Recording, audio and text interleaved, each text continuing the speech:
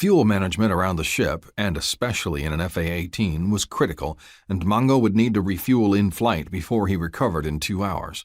But this was risky. He had to complete his mission with just enough reserve fuel to find the big-wing Air Force tanker near Mother, someplace 200 miles behind him. He could then get a drink before the engines flamed out. Risky. Mongo was not given to worry.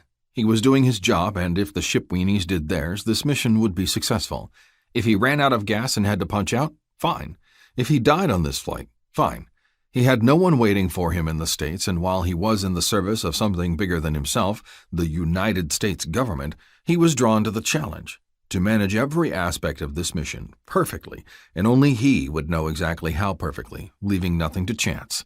And if the weak links in the chain broke, he would save their bacon. He even hoped they would drop the ball so he could pick it up. Enjoying an unobstructed 360-degree view, he basked in his solitude as he descended in a lazy turn to the right. He knew he wasn't, and at 5 minutes past the hour, the MIDS display showed a message. Ready for mission 45B as fragged? Mongo selected his response. Wilco. He wasn't sure of the location of the controller he was communicating with. On the small boy guided missile destroyer? In an AWACS or E2? Nevada? It didn't matter, and Mongo wasn't going to waste brainpower speculating. This controller had come up on the right frequency at the right time with the right mission number. The controller answered him, Roger, take station as briefed, package on schedule. COI Bullseye 315/35, tracking northwest 330 40 knots. Report playtime.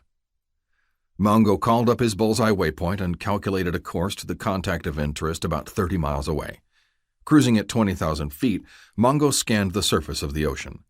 On the other side of a column of puffy cumulus he saw it, a go-fast with a big wake. Taking care not to lock on the boat with his radar, for fear of setting off any RF detection equipment it may have, he overbanked the jet to put his nose on the smuggler. Viewing it through the FLIR, he bumped the castle switch to grab the IR contrast. Picking his nose back up, he leveled off, sauntering toward the boat from a position behind it. He maneuvered to conceal himself in the sun. In no hurry, he energized the video recorder. Captured, he signaled to the nameless, faceless controller. He then used his data link to send a picture of the contact. The reply was swift. Verified hostile. Commence Lima in 1 mic. Mongo punched his timer and scanned the surface as he performed lazy S-turns to stay behind the go-fast and to stay in the sun. He saw the gray Fire Scout UAV, the package, 3 miles below him, heading for the same skunk. He scanned the water out to 20 miles around them. Nothing, and felt satisfied. No witnesses, and no rescue.